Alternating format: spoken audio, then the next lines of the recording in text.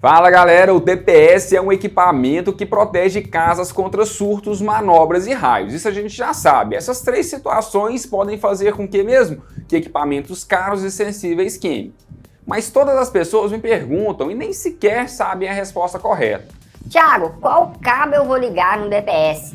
Ele tem que ficar do lado do disjuntor ou eu posso colocar ele num quadro separado? E aí, você quer saber de vez sobre a instalação completa do DPS? Então, vem comigo para o vídeo de hoje.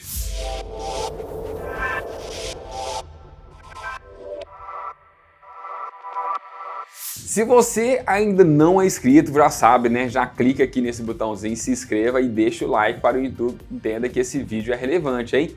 Vamos lá! Com certeza você lembra do DPS, já falamos dele aqui no canal. Ele possui dois formatos característicos, o de disjuntor e o de tomada. E dentre esses formatos é dividido em três tipos, os chamados tipo 1, tipo 2 e tipo 3. Vamos relembrar os conceitos do tipo 1 e tipo 2. Eles são formato de disjuntor, o tipo 3 em formato de tomada, um plugzinho. O local de instalação na entrada da edificação junto ao medidor, o tipo 1 ou o tipo 2, para proteção contra sobretensões originadas por raios ou manobras na rede. No quadro geral da edificação, quando a proteção for para descargas diretas na casa ou tensões induzidas devido à descarga próximo a ela. Um macete aqui bem bacana para você não esquecer. O tipo 1 é para atuar protegendo contra descargas diretas e que a corrente chegue no DPS diretamente. Como por exemplo, caiu um raio no poste próximo à sua casa. A corrente vai percorrendo o condutor e chega no seu medidor. Com isso é interessante utilizar o tipo 1. Já o tipo 2 é para tensões induzidas, quando o raio cai a uns metros do condutor, porém com a indução faz com que ocorra aqueles picos na rede. Nesse caso o tipo 2 já consegue levar esse surto para o terra. Eu gosto de colocar na entrada, junto ao medidor, o tipo 1 e dentro da casa, no quadro geral, eu faço um estudo. Caso tenha a probabilidade de cair raio na casa, então eu também coloco o tipo 1. A probabilidade é pequena, então eu já opto por tipo 2. Já a tensão de alimentação desses equipamentos é 175 VCA para instalações 127 volts fase neutro mais fase terra ou 275 VCA para instalação fase neutro ou fase terra em 220 volts. Agora, preciso ou não adicionar o DPS entre o neutro e o terra? Observe na instalação o seguinte: ao sair do medidor de energia da concessionária, saem os cabeamentos de terra e neutro separados em dois condutores? Se sim, então precisa adicionar o DPS no neutro e ligar ele no terra. Se não, chegou no quadro geral somente o neutro, o terra ficou lá no medidor, então não precisa de DPS para o neutro. E por fim, não menos importante, instale o DPS como disjuntor de backup ou instale pós-disjuntor geral, para que se caso o DPS fechar o curto, o disjuntor desliga e faça o curto parar na instalação.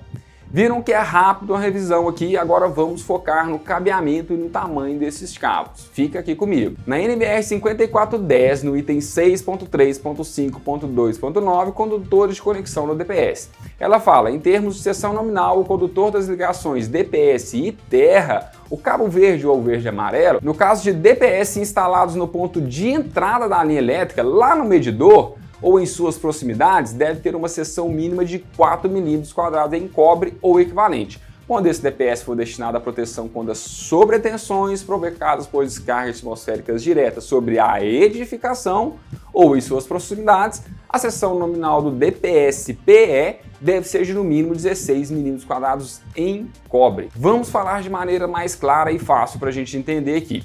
Se você tiver um DPS na caixa lá do seu padrão de entrada, esse cara deve ser ligado com cabeamento mínimo de 4 mm. Mas isso é o mínimo. Se, por exemplo, na sua edificação, entre o cabeamento lá de 16 mm², então você pode sim utilizar esse condutor no seu DPS. Veja que o datasheet da Clamper fala para nós, a seção dos condutores de conexão elétrica deve ser entre 4 e 25 mm². Então até 25 mm você consegue fazer a ligação nele. E o que contribui para utilizar condutores mais grossos? Como eles têm uma seção maior, é mais rápido, eles conseguem evacuar mais rápido o surto para o terra. Mas a norma exige um mínimo, então vai na sua instalação e vê a praticidade do cabeamento. Eu, Thiago, prefiro colocar cabeamentos de espessuras maiores.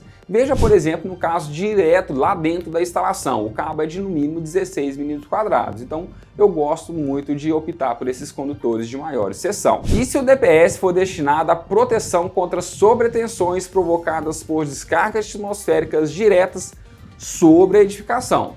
Como que a gente faz isso? Nessa situação, o DPS vai estar no quadro interno da edificação, ao lado do disjuntor geral. Esse caso não tem como correr dele, porque é igual ao cabeamento de terra. Mesmo as concessionárias falando que o cabo lá do padrão, lá do medidor de aterramento é de 10, 16 mm², a NBR exige que a gente faça o aterramento da nossa casa com um condutor de cobre duro de 50 mm². E o comprimento do cabeamento entre o DPS e o disjuntor deve ser de até 50 centímetros ou 0,5 metros, sem curva ou laços, beleza? Logo, lá no seu quadro geral, é interessante que o DPS fique ao lado do seu disjuntor geral e que a entrada do DPS seja alimentada pela saída desse disjuntor, em até 50 centímetros. Então, foi isso, pessoal. Acho que fechamos o DPS, hein? Já sabemos os modelos, pontos de instalações, valores de tensões, valores de comprimento e seção do cabeamento e como deve ser instalado. Mas sempre falo a você, qualquer dúvida já sabe, hein? Ou sugestão, deixa aqui na descrição do vídeo. Foi um maior prazer falar com vocês, hein? Vou ficando por aqui, um forte abraço e até o próximo vídeo.